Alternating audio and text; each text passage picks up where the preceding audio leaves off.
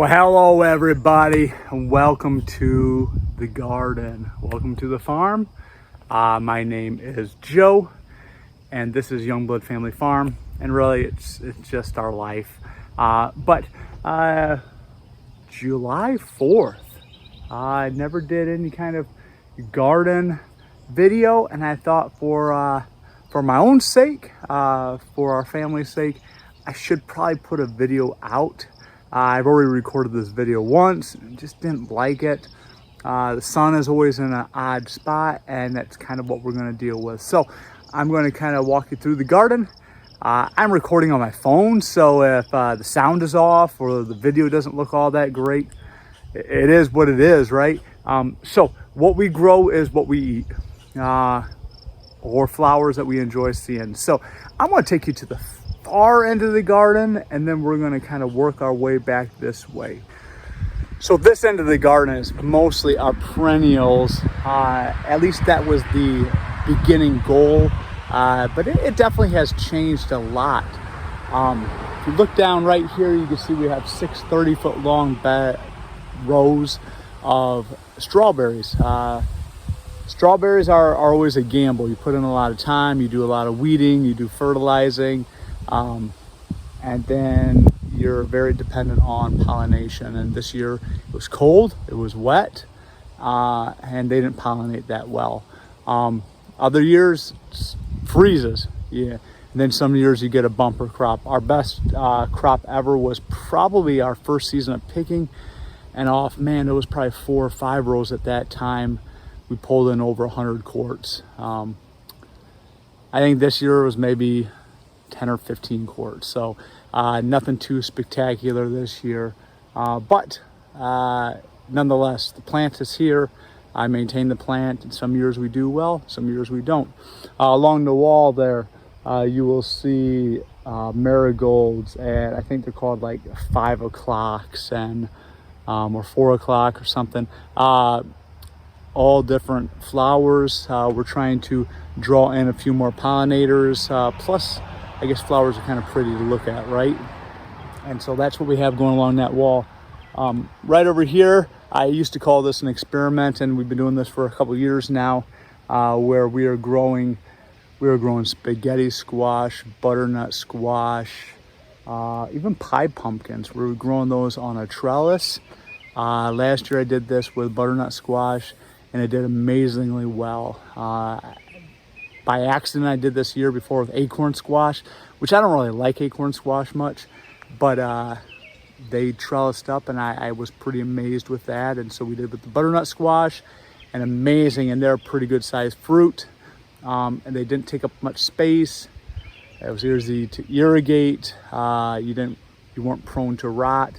And so the only thing that I really have to do is I have to do a little bit of training. Let's take you a little closer.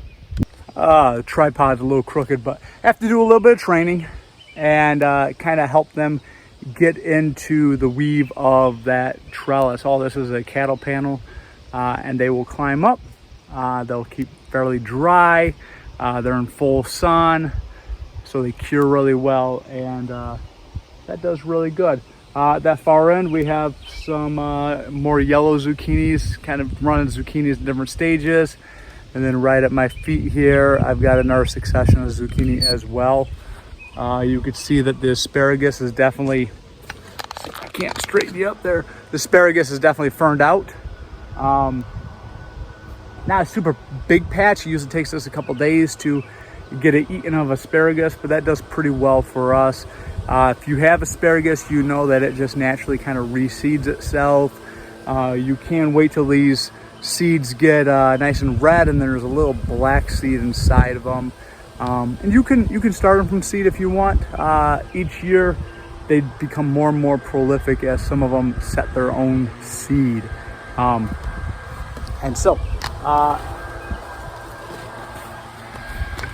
take you right along this outside wall. We have some rhubarb. I've got some more rhubarb on the other side of this camera here. We got garlic in the corner there, a lone kale. I've got some kind of viney flower. I tried killing it once. It comes back and it smells pretty good. And once again, it's bringing in some pollinators. And so that is pretty good. So let's go down further. So we're in about the dead center of the garden, of the big veggie garden. And so I thought I would kind of show you what one half of the garden looks like. And we might just kind of spin around. The sun's kind of up. You can see it's on my face, but we'll do the best with what we have. Oh, let me find you. So right over here, we still have some of our perennial end. We have some horseradish there, and then we have some rhubarb, and those are some of our more mature, bigger rhubarb plants. They probably need to be split again, but that feeds usually a few families. Short row of onions. Didn't mention I do have some bunching onions over there. They're about that tall. Bunching onions are really nice for green onions. They sometimes will winter over if you can bed them in well enough. And it's just kind of nice just to add a green onion to your whatever, right? We do have a small bed of onions. I have not done very well being able to store onions. Onions from sets usually, they just don't store very well. They don't get very big. That's one of my one of my goals, right? I always forget my goals. But one of my goals is to be able to start onions from seed. I understand that is the way that if you really want to have a good size onion, that is a great way to start. So that's in the future plans. Once again, you can see I've got sweet peas on a trellis, and those are starting to die out. And quite honestly, we'll take you to our end. Trellis is probably about 30 foot long, and they've done extremely well. I thought that all my seed rotted, and all of a sudden it just come up, and that was pretty exciting. So we got 63 tomatoes all together. About 48 of them are Romas. We have 2 cherry tomatoes. I think they're I'm gonna say Diamond 100. I don't know, that's not it. But they're a small cherry tomato. People like those. I don't love them, but people love those. We'll take a little clamshell those to different events, and people come over to visit. They love them. They love them. You can see over here, they look kind of wilty, but a coworker of mine brought me by some giant Romas. She called them Roma 2s, and so we saved seeds of those, and they are setting fruit already. Let's take you down to the other end. Give you a good look at these the Roma 2s, and you can see we got good fruit happening already. But these leaves, they just look all wilty all the time. And so we are on the pond side.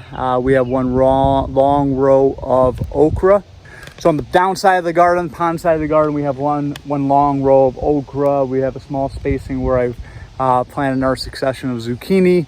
But that okra it's coming up nicely. We've never had a lot of luck, if you will, with okra. It gets up, starts putting some pods out, and then just dies. So I'm not sure what's getting in there, what's affecting it. It surely isn't the heat. Maybe they get too much water. I don't really know. And maybe one of these years I'll figure that out. Long row of peppers. Peppers always get the extra cages. They always get the extra cages.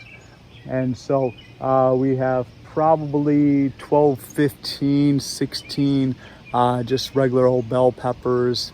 And then we have some ones that are supposed to put off, yellow and purple and the different colors. And so, but mostly green peppers, they'll turn to red like peppers do. And then we have some jalapenos, and we have some Hungarian waxes, and we have some Anaheim chilies.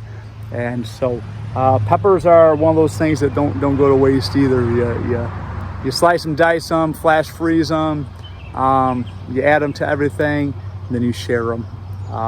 You share them away, and so people really enjoy those. Some of those hot peppers you could dehydrate pretty easily. I remember my grandfather always having them on a string hanging in his basement, and he would just grab one here, grab another one there, and so that worked out really well for him.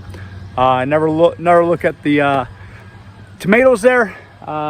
Tomatoes are doing well. We've gone through those about once a week, go through those and weed them. We've done a lot of pruning to them this year, trying to get the leaves up off the ground, trying to open up the canopy, if you will, so that things stay fairly dry, removing unnecessary shoots and growth, and just trying to do a good job with those. Let's move down the line. So once again, if you're looking for pretty in a garden, probably not going to get it. Probably not going to get pretty in a garden here. It's very functional. It's straight rows. I build my rows with my rototiller, pulled behind my tractor, and I've showed videos of that. And I didn't make it up, but I just copied it and made it for me. Long row broccoli. Then once again, you see zucchini scattered throughout. Problem with zucchini is you will never make your rows wide enough for zucchini unless they're made for zucchini. They just take up so much space. But that's part of the nature of the beast. We have some cabbages, and honestly, those are about ready to be harvested. I've got one that just decided that it wasn't going to make it. And so those need to be harvested, and I need to get some more cabbages planted for another succession. Those green beans get to be picked today, and so that's pretty nice. I have early planting and then a later planting of green beans, and so green beans go with everything, and they get canned super easy.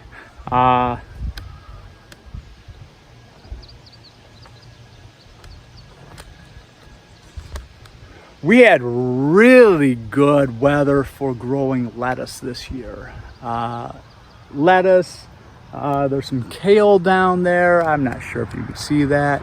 The kale and the peas, and we got some chard here. And then you could see that we have lots and lots of hills of cucumbers. Cucumbers are, once again, eat them, pickle them, give them away, right? And so that is pretty much it. You can see that down this way, the missus has planted quite a bit of lettuce, and then there's more cucumbers with radishes and carrots and all that. I'll take you over this way.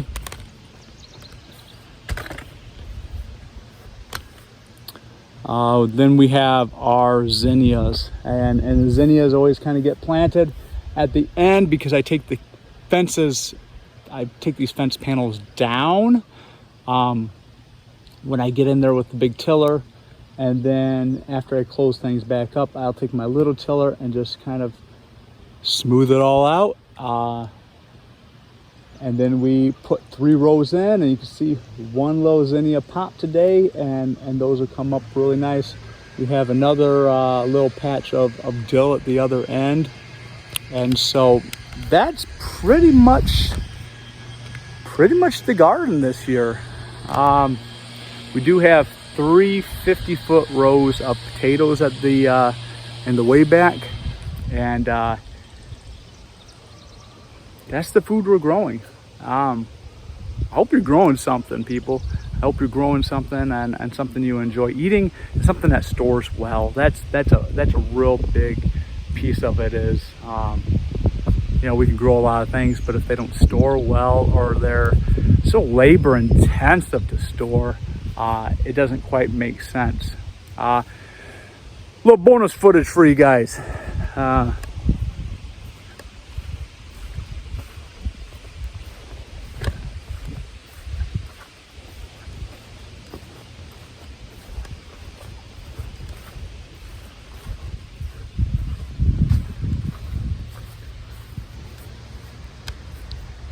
Little bonus footage if you stuck around this long.